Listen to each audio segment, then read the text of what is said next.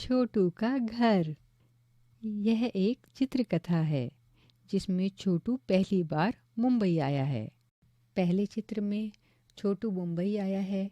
वहाँ पर बहुत ट्रैफिक है, लोग आ जा रहे हैं, कुछ बच्चे जा रहे हैं, बारिश हो रही है। वहीं एक बड़ा सा पाइप है। छोटू ने पाइप को देखा। एक चित्र में दिखाया है कि छोटू पाइप में सो रहा है। चित्र में छोटू के कपड़े पाइप में सूख रहे हैं। चित्र में दिखाया है कि छोटू के कपड़े सूख रहे हैं, छोटू पाइप के पास। एक चित्र में दिखाया है कि छोटू के कपड़े पाइप में सूख रहे हैं, पाइप के बाहर छोटू चूल्हे में खाना पका रहा है। अब बताओ, चित्रों में छोटू की क्या कहानी बताई गई है? छोटू ने पाइप को देखकर क्या सोचा? छोटू ने पाइप का किस तरह से इस्तेमाल किया? छोटू ने पाइप और आसपास की जगह को कौन से हिस्सों में बांटा है? छोटू को इस घर के कौन से हिस्से में ज़्यादा समय बिताना पसंद होगा? छोटू ने मोनू को भी पाइप में रहने को क्यों कहा होगा? अपने घर का चित्र कॉपी में बनाओ, उसमें रंग भी भरो। तुम्हारे घर में कौन कौन रहते हैं?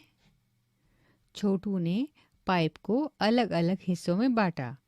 तुम भी अपने घर के अलग अलग हिस्सों के नाम लिखो। एक दिन में तुम घर के किस हिस्से में कितना समय बिताते हो? क्या घर का कोई ऐसा हिस्सा है जिसमें घर के कुछ लोग ज़्यादा समय बिताते हैं? क्या घर का कोई ऐसा भी हिस्सा है जिसमें घर का कोई ख़ास व्यक्ति जाता ही नहीं या बहुत कम जाता है? हमारे घरों में हम लोग तो रहते ही हैं, पर हमारे साथ साथ कुछ जानवर भी रहते हैं, कुछ हमारी मर्जी से, कुछ हमारी इजाज़त के बगैर। घर प्यारा। सदा यही तो कहती हो माँ, घर ये सिर्फ हमारा अपना। लेकिन माँ कैसे मैं मानूं, घर तो ये कितनों का अपना।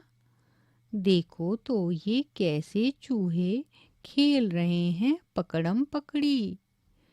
कैसे मच्छर टहल रहे हैं, कैसे मस्त पड़ी है मकड़ी। और छिपकली को तो देखो, चलती है जो गश्त लगाती। अरे कतारें बांधे बांधे कहाँ चींटियाँ दौड़ी जाती। और उधर आंगन में देखो, पंछी कैसे झपट रहे हैं, बिल्कुल दीदी और मुझ जैसे किसी बात पर झगड़ रहे हैं। इसीलिए तो कहता हूँ माँ, घर ना समझो सिर्फ हमारा। सदा सदा से जो भी रहता, सबका ही है घर ये प्यारा। क्या आप जानते हो, चूहों में देखने की क्षमता कम, लेकिन सूंघने, छूने और स्वाद वाली क्षमताएं बहुत ही तीव्र होती हैं। ऐसे दो जानवरों के चित्र बनाओ जो हमारी मर्जी के बिना हमारे घर में रहते हैं। उनके चित्र में उनका नाम भी लिखो। क्या तुम अपने घर को साफ रखते हो? कैसे? तुम्हारे घर में सफाई का काम कौन कौन करता है? तुम सुबह शौच के लिए कहाँ जाते हो? क्या तुम अपने घर या घर के आसपास किसी शौचालय का प्रयोग करते हो? उसकी सफाई कौन करता है? तुम शौचालय की सफाई में किस तरह मदद करते हो? टॉयलेट का उपयोग। सिम्मी ने देखा कि उसका दोस्त बिल्लू अचानक ठीक महसूस नहीं कर रहा। वो उससे बात भी नहीं कर रहा। सिम्मी बोली, बिल्लू क्या हुआ? तुम बहुत सुस्त लग रहे हो। बिल्लू बोला, मुझे नहीं पता टॉयलेट कैसे इस्तेमाल करना है। हमेशा की तरह हीरा मैडम मुझे फिर से टॉयलेट ठीक से ना इस्तेमाल करने पर डांटेंगी। सिम्मी बोली, तो फिर तुम टॉयलेट का प्रयोग ठीक से क्यों नहीं करते? बिल्लू, मुझे डर है कि मैं टॉयलेट में गिर जाऊंगा। सिम्मी बोली, अरे ये कैसी बातें करते हो? अब मुझे पता चला कि तुम और तुम्हारे जैसे मेरे कई दोस्त टॉयलेट का सही इस्तेमाल ना करके उसे गंदा करते हो। तुम्हें डरना नहीं, बल्कि जिम्मेदार बनना चाहिए। कैसे बन सकते हैं हम जिम्मेदार? टॉयलेट सीट का ठीक से इस्तेमाल करें। इस्तेमाल करने के बाद हमेशा फ्लश करें। अपने आप को ठीक से साफ करें। टॉयलेट जाने के बाद अच्छी तरह से हाथ धोएं। तुम्हारे स्कूल में टॉयलेट की क्या व्यवस्था है? क्या यह साफ सुथरा रहता है? इसे कौन साफ करता है और कैसे? तुम इसकी सफाई में किस तरह मदद करते हो? इस्तेमाल कर टॉयलेट को हमेशा ऐसा छोड़ें जैसा साफ आप स्वयं के लिए चाहते हैं। क्या तुम जानते हो, गांधी जी की 150वीं वर्षगांठ के लिए स्वच्छ भारत अभियान की शुरुआत की गई है। यह हमें एहसास दिलाता है कि स्वच्छता हमारी जिम्मेदारी ही नहीं, बल्कि फ़र्ज़ भी है। अब से बिल्लू भी टॉयलेट का सही इस्तेमाल करने लगा।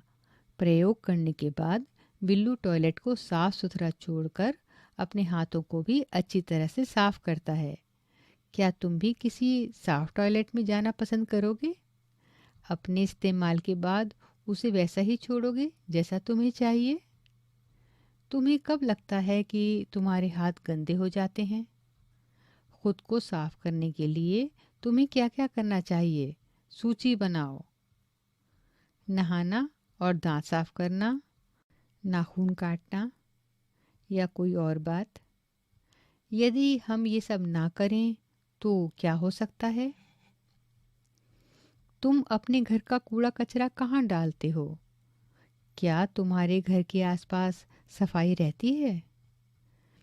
लता का घर खूब अच्छी तरह से सजा है। क्या तुम अपने घर को किसी खास तरह से सजाते हो? कब और कैसे सजाते हो? अपने साथियों से पता करो कि वे अपने घर को कब और कैसे सजाते हैं। तुम अपने घर को किन किन चीज़ों से सजाते हो? उनके नाम लिखो। अभी आप सुन रहे थे कक्षा 3 की पाठ्य पुस्तक हमारे आसपास का 5वां पाठ। प्रस्तुति CIET NCERT नई दिल्ली, भारत।